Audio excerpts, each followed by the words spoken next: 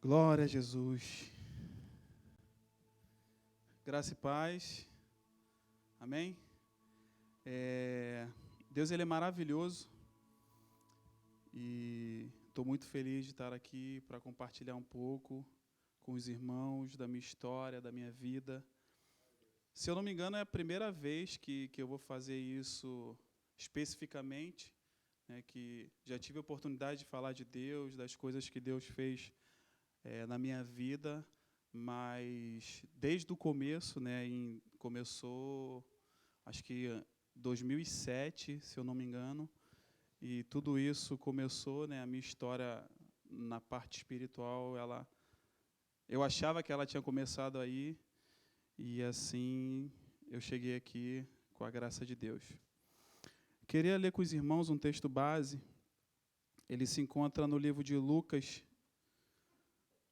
É um texto muito conhecido, eu sei que todo mundo conhece, tenho absoluta certeza disso. Lucas 1, versículo 37. Pois nada é impossível para Deus. Queria que você repetisse comigo, em nome de Jesus. Pois nada é impossível para Deus. Só isso. Eu acho que não precisa de mais nada, a palavra de Deus ela é tremenda e ela é completa, né? A minha história começou, eu tinha 7 anos, e eu achava que a minha história no mundo espiritual ela tinha começado quando eu tinha esses 7 anos. Eu morava no Rio de Janeiro, numa comunidade chamada Morro da Fé, e meus pais eles já estavam separados, minha mãe trabalhava muito, como sempre, costureira, guerreira, batalhadora, e ela chegava em casa por volta de 8h30, 8 horas, ou seja, já estava escuro, e um belo dia eu estava com a minha irmã em casa, e eu, muito preocupado, porque com fome, muitas vezes, né? E eu lembro que esse dia eu estava ansioso, esperando minha mãe. Quando eu fui no quarto, né, tínhamos apenas um quarto, e eu entrei nesse quarto e eu vi um homem em pé no quarto. E quando eu vi aquele homem, eu saí correndo. Eu lembro que eu tinha um cachorro e eu bati a porta e acabou que eu machuquei a perna desse cachorro também, a patinha dele. E eu fiquei muito triste e com muito medo. Então, a minha casa era num corredor, né, as comunidades têm muitos corredores, então era um corredor bem estreito, minha casa era a última, e eu fiquei na entrada do corredor, ou seja, na beira da rua, esperando minha mãe. E quando ela chegou, eu com o meu cachorrinho no colo, e eu falei, mãe, eu vi um homem dentro de casa, e eu não quero voltar lá. E minha mãe ela já era, né, do candomblé, e minha mãe, sempre muito sábia, ela foi, me acalmou, me levou para dentro de casa, me perguntou como era esse homem que eu tinha visto. Eu falei, é um homem assim, assim, assim. E, né, eu falei para ela, hoje eu sei muito bem quem era, e ela me explicou. Eu acredito que muitos também vão saber. Eu tinha visto um homem com um terno branco e uma cartola branca. E ela falou, é o Zé Pilintra, meu filho. E ela tinha um quartinho, né, um quartinho que a gente chama de quartinho de santo, na entrada de casa. E ela abriu esse quartinho e era justamente uma estátua, né, uma imagem que tinha ali desse Zé Pilintra. E ela falou, era esse aqui? Eu falei, exatamente esse, mãe. Era esse aqui que estava em pé lá no quarto. E ela me explicou que ela acendia a vela para aquela entidade, né, para aquele Exu, e para ele guardar justamente a nossa casa, para ele guardar a nossa família. E daí, então, eu comecei a ver coisas, né, do mundo espiritual, e eu comecei a me interessar muito pelo candomblé. Eu ia com a minha mãe, eu tocava atabaque, e eu era muito novo, comecei com 7 anos, então eu fui crescendo e me apaixonando por esse mundo. E apesar de eu ser muito pequeno, as coisas aconteciam quando eu fazia algo, quando eu esperava algo em troca, quando eu pedia algo em troca. E assim eu fui crescendo, e eu achava que eu era muito importante. Eu achava que, por causa de mim, as coisas aconteciam. E eu lembro que, Eu ia para todos os lugares com a minha mãe, cachoeira, cemitério, encruzilhadas, linha de trem, aonde você imaginar que poderia ter algum tipo de macumba, algum tipo de trabalho, ali eu estava, ou com a minha mãe, ou com outra pessoa, ou até mesmo sozinho. Uma das coisas que eu fazia muito era ir para o terreiro, né, algumas vezes com a minha mãe, para noites que a gente chama de noite de matança. As noites de matanças, né, o nome já diz, é onde acontece ali as matanças de animais, onde os animais são sacrificados, tudo por causa do sangue, né, porque o sangue no mundo espiritual ele tem muito poder. E eu acredito até que não é à toa que Jesus teve que dar o seu sangue por nós, porque é um preço de sangue que teria que ser pago para nos salvar. E Jesus ele fez isso.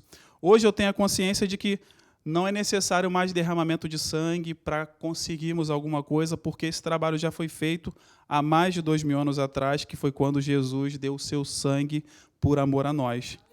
Então, eu queria compartilhar um pouco desse conhecimento que eu adquiri, que eu entendo hoje que eu não preciso fazer esforço nenhum, que eu não preciso pagar promessa, que eu não preciso acender vela, que eu não preciso me martirizar ou me machucar, me lastimar, tudo porque eu quero algo em troca. Eu posso fazer isso, eu posso fazer um jejum?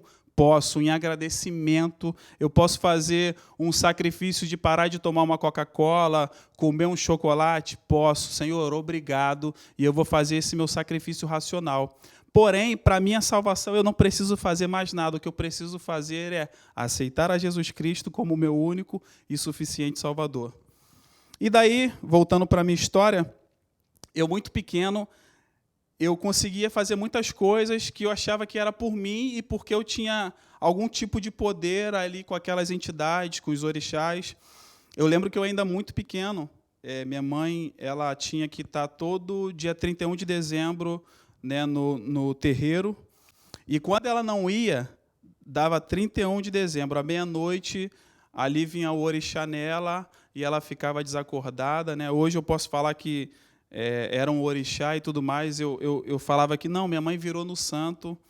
E então, assim, algumas vezes, assim como eu falei do quartinho de santo, minha mãe virou no santo, a gente sabe que a palavra, né, de santo não existe muito, mas é como nós dizemos, é como eles dizem, né, mãe de santo, filho de santo. Então, os irmãos, né, tentem entender aí. Com todo respeito, eu não quero desrespeitar a religião de ninguém, até porque minha mãe ainda hoje, ela é do candomblé, ela é espírita ainda, e eu respeito muito isso. É interessante também falar disso porque alguns evangélicos, algumas pessoas de outras religiões costumam falar que, né, essas religiões elas não têm poder, ou costumam falar que não pode acontecer nada comigo, porque isso aí é tudo balela, mas, na realidade, eu posso dizer para vocês que, no mundo espiritual, existe um peso muito grande, né, quando alguém faz um trabalho para você, alguma macumba é feita, ou alguma coisa, não sei, um olho grande, uma inveja, isso tudo no mundo espiritual tem muito poder. Só que, quando nós temos Jesus Cristo, né, nós temos o Todo-Poderoso do nosso lado, aquele que para ele nada é impossível, então nós somos guardados, assim como a Bíblia nos deixa claro que nós somos guardados na sombra do Onipotente, e isso eu creio, nisso eu confio, e eu sei que quando estamos com Jesus, somos inabaláveis, acreditamos e podemos todas as coisas naquele que nos fez, nos criou e nos ama. Amém? Continuando a história, é bem interessante que eu, ainda muito novo, eu conseguia fazer coisas que pessoas mais velhas que eu não conseguia.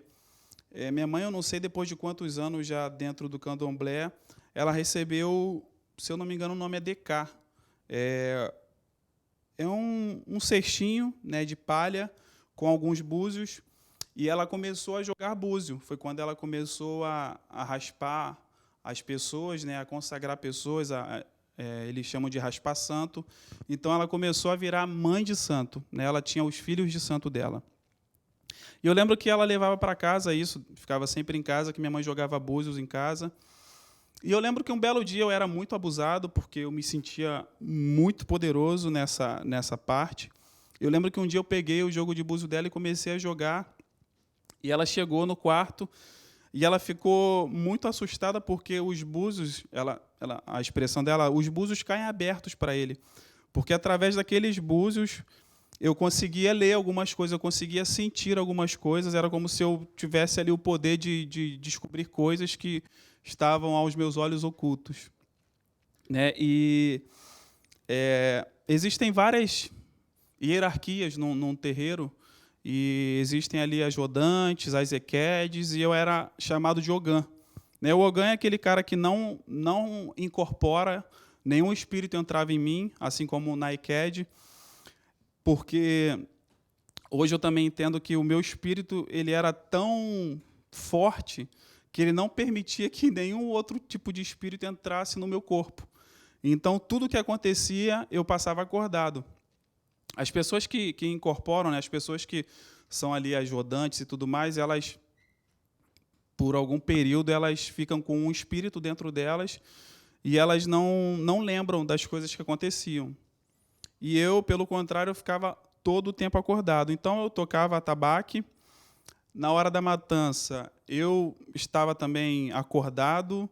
E tem uma coisa chamada abô, né, que é feito com ervas, e algumas vezes até eles colocam sangue nesse negócio.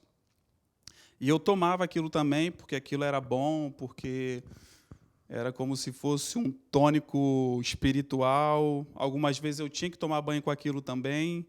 E eu lembro que um pai de santo e uma mãe de santo começaram a brigar para ficar comigo, né? Apesar de eu ser muito criança, como eu estou dizendo bastante, porque hoje eu paro para pensar e penso quão jovem eu era e quão enganado eu estava sendo.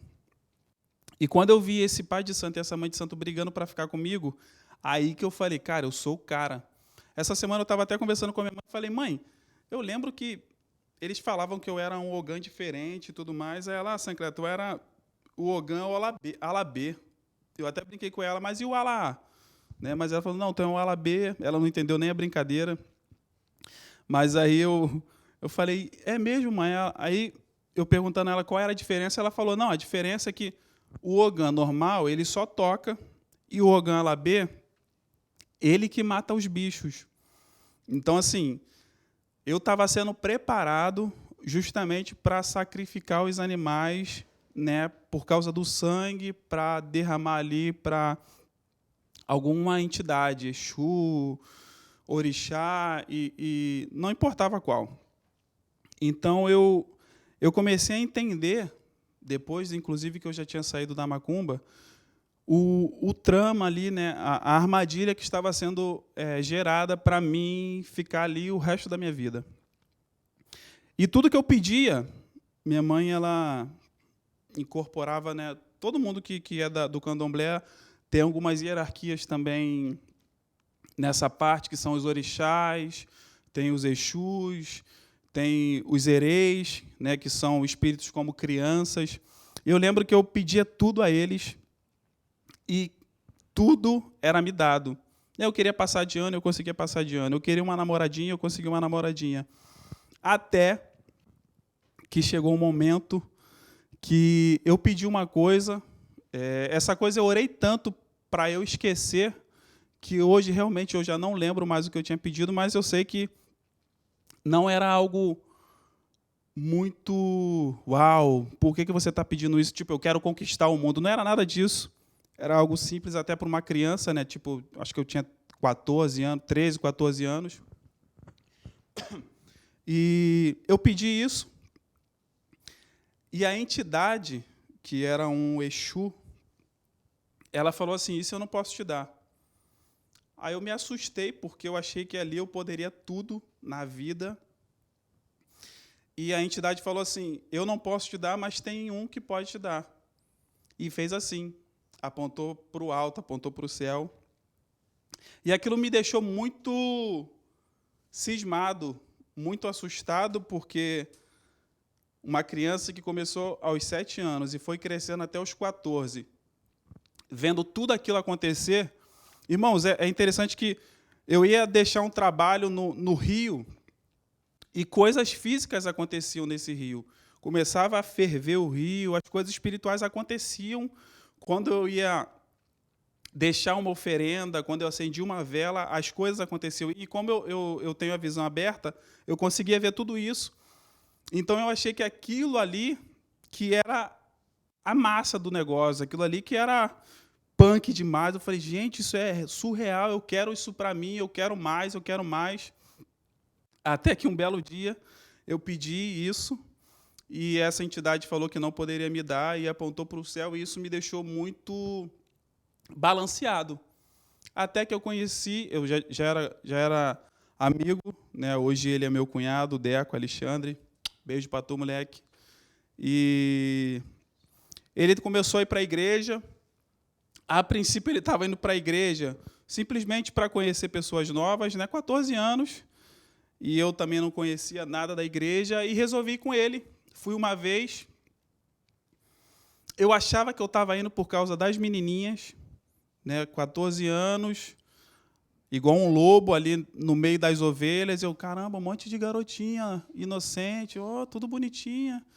E isso me chamou a atenção. E eu já não estava mais tão animado, né, ir para o candomblé, porque o que eu queria eu já não conseguia mais. Então, eu fui e chamei minha mãe para conversar, e minha mãe me deu muita força. Ela falou, meu filho, vai, é o melhor caminho, é a melhor coisa que você pode fazer. Então, eu comecei a ir para a igreja, e eu comecei a entender para quem aquele espiritual apontou quando falou, eu não posso, mas aquele lá pode. É por isso que eu li Lucas 1,37, porque para Deus nada é impossível. Eu não sei qual o problema que você está enfrentando hoje, eu não sei a quem você está recorrendo, eu não sei a quem você está pedindo, mas eu sei que aquele lá, o meu Deus, o Deus que eu sirvo, o Deus dessa igreja, Ele pode todas as coisas. Ele pode mudar o quadro da sua vida, Ele pode tirar da onde você estiver e te trazer para a luz, te trazer o entendimento. E foi isso que aconteceu na minha vida, irmãos. Deus, ele me tirou de lá, Ele me tirou das trevas, Ele me tirou da onde eu tinha que sacrificar animais, Ele me tirou da onde eu tinha que tomar banho de ervas, Ele me tirou da onde eu tinha que tomar banho de pipoca, e me trouxe para a sua maravilhosa luz, me deu um entendimento. E hoje eu sei que eu posso todas as coisas naquele que me fortalece. Não estou falando para você que eu não vou mais enfrentar dificuldade, que eu não enfrento mais dificuldade. Não estou falando para você que eu não passo mais por nenhuma adversidade. Não, pelo contrário. Eu continuo passando por adversidades, eu continuo passando pelo vale, mas eu sei quem está comigo e eu sei que Ele pode todas as coisas. Não importa onde você esteja, não importa qual a sua religião, se você clamar ao meu Deus, ao Deus que pode todas as coisas, aquele que habita no céu, a terra é o estrado dos seus pés, Ele pode todas as coisas, Ele pode mudar a sua vida. Eu que achava que eu estava ali simplesmente porque eu tinha sido escolhido por aquelas entidades, porque eu era alguém especial, porque quando eu pedia algo as coisas aconteciam, porque quando eu queria uma entidade me respondia, eu achava que eu era importante por isso, mas não. Hoje eu sou importante porque alguém me amou e foi capaz de dar a sua própria vida por mim. Mesmo eu sendo pecador, mesmo eu entrando na igreja achando que eu estava entrando para encontrar uma namoradinha, e ele falou, meu filho, tu não sabe de nada, você é bobo. Vem assim, vem achando que você está vindo por causa disso, vem achando que você está vindo porque você encontrou alguém legal, vem achando que você está vindo porque, o meu amigo me chamou. Não, querido, você vai vir porque ele te escolheu. Tem uma outra passagem que eu quero ler contigo, que aqui na hora do louvor me pegou forte, como um soco no estômago, irmãos. Ela se encontra em Jeremias 1:5. Antes de formá-lo no ventre, eu o escolhi. Antes de você nascer, eu o separei e o designei profeta às nações. Essa palavra aqui é para mim. Essa palavra aqui é para você. Antes de você nascer, você já tinha sido escolhido. Você é escolhido do Pai. A sua casa vai servir ao Senhor em nome de Jesus. o seu problema ele vai se desaparecer, ele vai sumir, ele vai se dissipar, porque o Deus que nós servimos, Ele pode todas as coisas. Não importa o problema, se é na saúde, se é sentimental, se é financeiro, se é no teu trabalho, na tua escola, não importa. O Deus Todo-Poderoso, Ele está nesse lugar, Ele está na sua casa e Ele vai fazer milagres, porque onde a presença de Deus está, milagres acontecem. Aonde Jesus chegava, irmãos, pessoas eram curadas. Onde Jesus chegava, Satanás ele não tinha poder, porque as trevas eram dissipadas. O entendimento chegava, ele trazia a luz, e onde tem luz, não pode haver trevas. E é incrível, irmãos. Hoje eu entendo que desde o ventre da minha mãe eu tinha sido escolhido. E por uma série de coisas eu fui me iludindo, caindo no laço do passarinheiro, achando que aquele lugar era o meu lugar, achando que aqueles deuses eram os deuses todos poderosos e tudo mais, mas não. Existe alguém que está sobre todo principado e potestade. Existe um nome que está acima de todo nome. E o que eu quero dizer para você é que não importa qual é o seu passado. O que eu quero dizer para você é que não importa tudo aquilo que você já fez que não agradou ao Senhor. O que importa é o que você vai fazer depois que você tiver um encontro com Ele. Sabe aquele encontro face a face, igual o Saulo de Tarso? Quando ele encontrou com Jesus, Saulo, Saulo, por que me persegues? Desde aquele momento, a vida de Saulo, que se transformou em Paulo, foi transformada totalmente. Seja transformado pelo Senhor depois do encontro que você tiver com Ele. Se permita, irmão, em nome de Jesus. Em nome de Jesus, deixa Deus trabalhar na sua vida. Entregue o seu caminho ao Senhor, confia nele e deixe Ele fazer o resto. Se dedique à obra do Senhor, busque a Ele, busque ao Senhor e todas as demais coisas nos serão acrescentadas.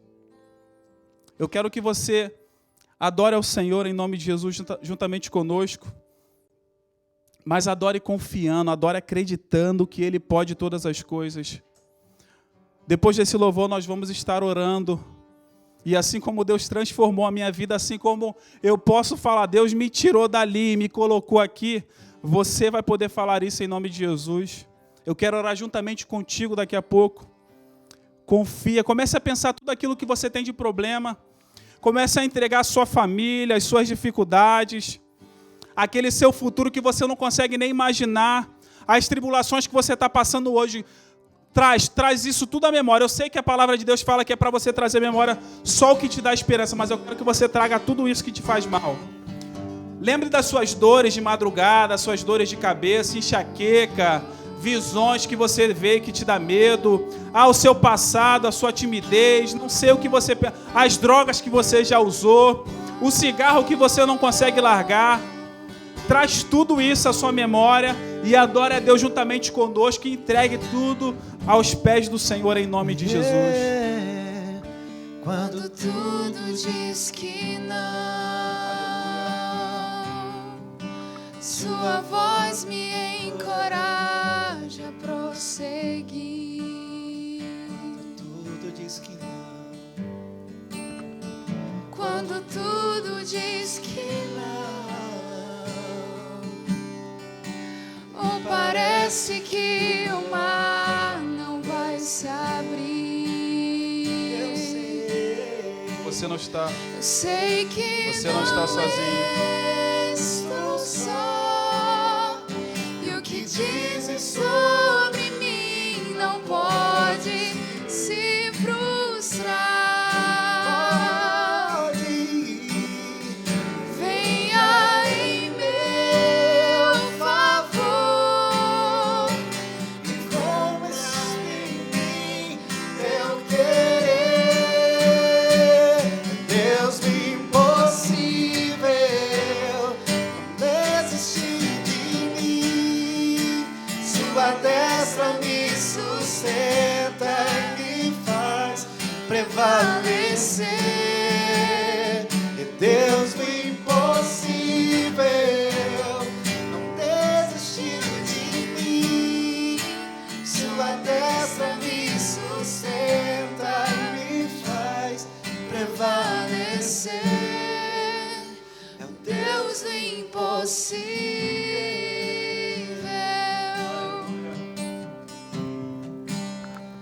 Deus do impossível.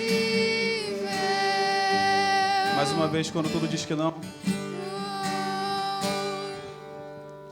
Quando tudo diz que não, sim, Senhor, sua voz me encoraja. ouça Ele dizendo isso.